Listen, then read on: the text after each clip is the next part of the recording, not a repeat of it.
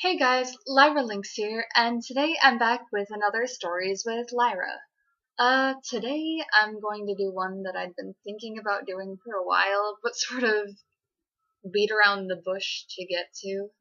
Because this is like creepy and has a couple bad memories. It's still something that's like in my mind and I'll never forget. But this is the story of a time that I had a stalker and I had to get a PPO against him, which is a personal protection order, if you didn't know, but I'll get to that. So basically, the story is back when I was a sophomore, there was this guy in my school, and we'll call him Fred. So Fred was older than most of the students. Fred was 20, and he was still trying to go through school and finish it. I don't really know all the details, but the majority of people didn't seem to like him. And especially back then, I was the type of person where I'm like, oh, I want to try to be nice to everybody, even the people that other people don't seem to like, because that's the nice thing to do.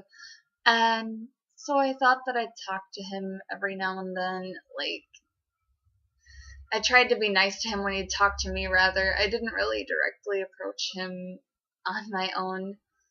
Fred was in my choir class, and he would often get made fun of because he'd try to sing a solo for Man in the Mirror when we were singing it, and people didn't really like his singing. And he'd always, go up to me and ask me, because I was often a soloist, like, hey, what do you do? And all that, like, just for advice and things. And I didn't think that he was super bad or anything at that time. But then I had a friend of mine, sort of. We'll call her Susie. And so Susie said that she was super creeped out by Fred because actually Fred had told me that he was dating Susie, even though there was quite an age gap between them. And I was like, oh, cool for you, I guess. But Susie's sitting telling me that she's super creeped out by Fred because never had she agreed to date him, and he was going and had told people that they had dated. And I was like, oh, that's pretty weird. Um, and so I guess that was sort of like the first flag, like, maybe this guy is as weird as people are assuming he is. And so I tried to continue along, I wasn't sure about him, and so he would talk to me in the halls and everything, and he wasn't in choir the next trimester, and so I sort of like joked with him, and I was like, oh, why aren't you in choir, you F word or something like that. I was like, just messing around, and he told me that I was cute for calling him that. And I was like, okay. Back in this period, I liked to go to the library very often, like pretty much every day I'd be walking there. And it was a place that he would sometimes be, so I'd have to see him on the walk there or sometimes inside the building. And I didn't really ever want to talk much, but I just sort of went along with it because, again, I'm trying to be nice. I can't know for sure whether this guy is super creepy or not. Like, I didn't see very many signs at first, and I feel like because of that incident, now I have a lot more instincts regarding weird characters. I can feel it out now, and if I don't feel like I trust somebody, it doesn't matter if they turn out to actually be a good person or not. I'm gonna trust my instincts, and I'm gonna GTFO. But anyway, there was one day where I went to the library, and he happened to be there, and he walked back with me as I was trying to head home, and we were just having normal conversation. And he started talking about relationships and how he didn't know much about them, and he's like, you're supposed to start a relationship when you like somebody or whatever, want to get to know them. your friends and stuff and like stuff like that. I don't remember the exact words, but I was like, yeah, if you like somebody, then right. And he asked me out. Mind you, Fred is 20 and Lyra was 15 at the time. And I was very uncomfortable with that. And I should have said from the start how uncomfortable I was. I basically just like turned him down. I'm like, I'm not looking for that. There's this difference between us. I'm just not interested. And I hoped that that would be the end of everything with him. And it wasn't. I got home. I told my parents. And yeah, they didn't like the sound of that. But time went on. I kind of forgot about it. And I hadn't even noticed by this point, but he wasn't at school anymore. I didn't even know. Like, I tried not to talk to him, so I didn't notice when he was suddenly gone. Because one day I walked out of the school and he was standing there, and I didn't think that was abnormal because I thought that he still went to the school. But come to find out later, no. But I walked out and he said that he like approached me. He said that he wanted to talk to me and meet up. And so he was like, "Hey, want to meet me at the library at this time or whatever?" And just wanting to get away from it, not actually meaning it, I was like, "Oh yeah, sure, I'll meet you there." And there was no way that I was going to because I just didn't feel comfortable. And when my mother picked me up, I walked over to the car, I got in, and I told her about it. And immediately she was like, "No, there's no way you're meeting him." And I'm like, "You're right, I'm not. I'm creeped out by this." And she was concerned enough that she scheduled a meeting with the principal of my school, and we both sat down and talked with him about it, told him what had happened, that he had asked me out before, and that he was waiting outside the school to talk to me, and he planned this meeting. And the principal then drops that bomb that, like, "Hey, he doesn't go here anymore." And I'm like, "What? Are you kidding me?" And yeah, he didn't go to that school anymore. He was old anyway, and they were still taking him in for a while. I don't know what happened, but he was not a part of the school, and under no circumstances was he really supposed to even be on the premises. So we had the principal on the lookout for him, because that wasn't okay. And so I just ended up continuing along like, whatever, the principal's gonna handle it, I'm gonna be fine at school. And the day rolls around, like the very next day, I believe, where I'm supposed to meet him, and I'm just chilling at home, and I completely forgot that he had even asked me at this point, that it was like the time or anything. I was caught up in what I was doing, just forgetting about it, thinking that things were fine. And then my mom takes the phone out to me because she says that a person I knew had called.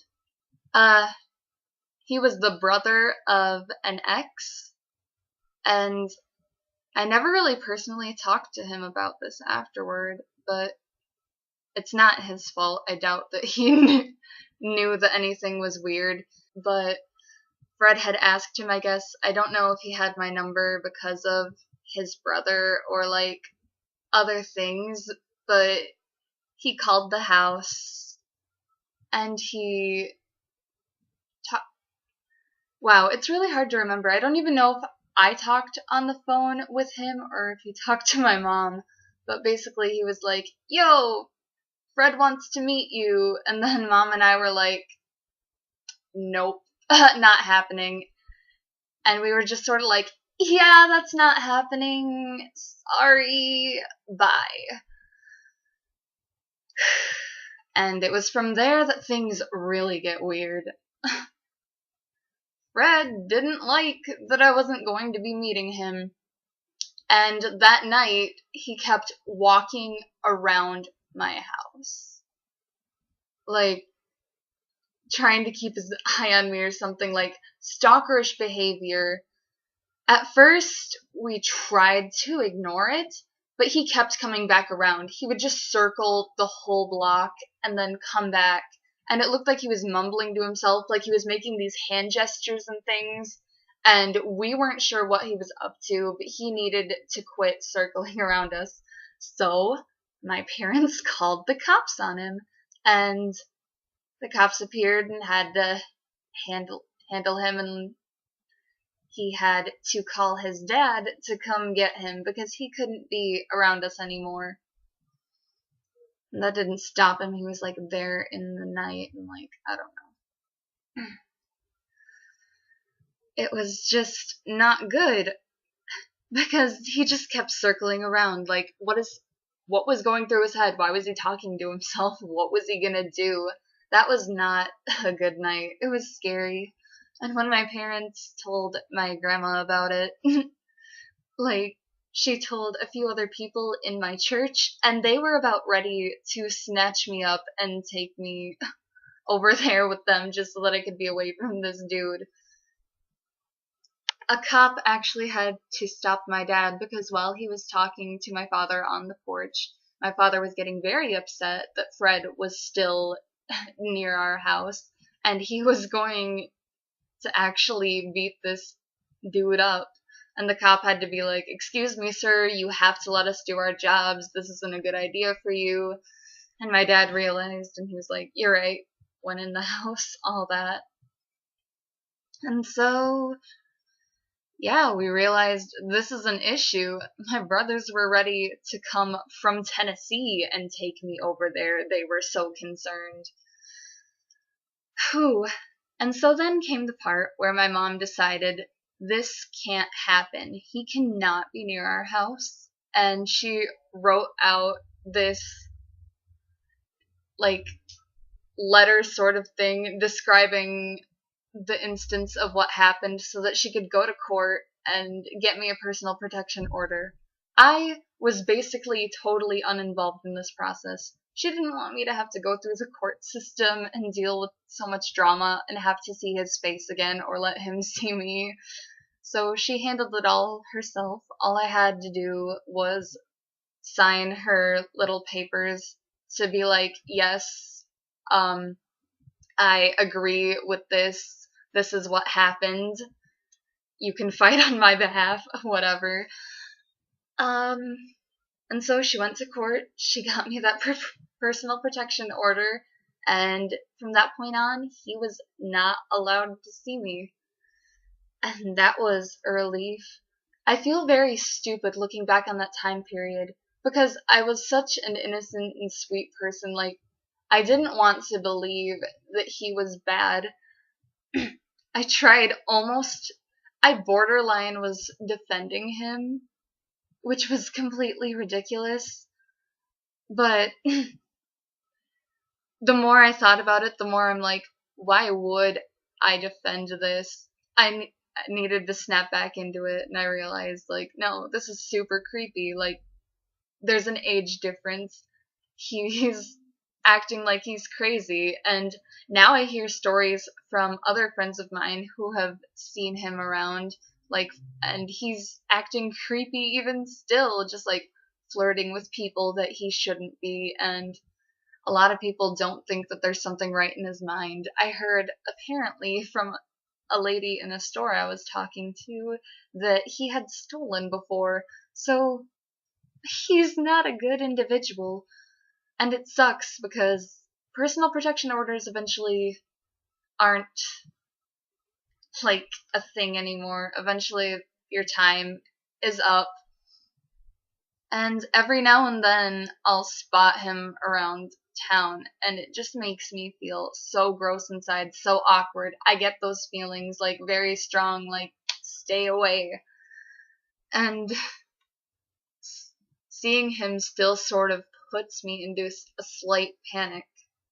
But at the same time, at least from this experience, I've been able to gain, like, not all people are trustworthy. I need to be careful. And it's given me this very strong instinct now of when I should be near a person or when they might be creepy, and I should try to walk away before anything can happen. So, yeah, that's the time I dealt with a stalker, walking around my house, being a weirdo. And that was just not fun. And that's something that I'll never be able to forget about, even though it doesn't bother me as heavily anymore. But yeah, I hope you enjoyed my story. I have another story about a creepy older guy being interested in me, and that might come next. Who knows? Let me know what you want in the comments. Like, are there any questions you have for me or stories that you want to hear? I'd be really excited to do a video like that where I get feedback from some people who are watching. So let me know if you feel like it. If you enjoyed the video, be sure to leave a like, subscribe for more content, and I really hope to see you in another video. Bye!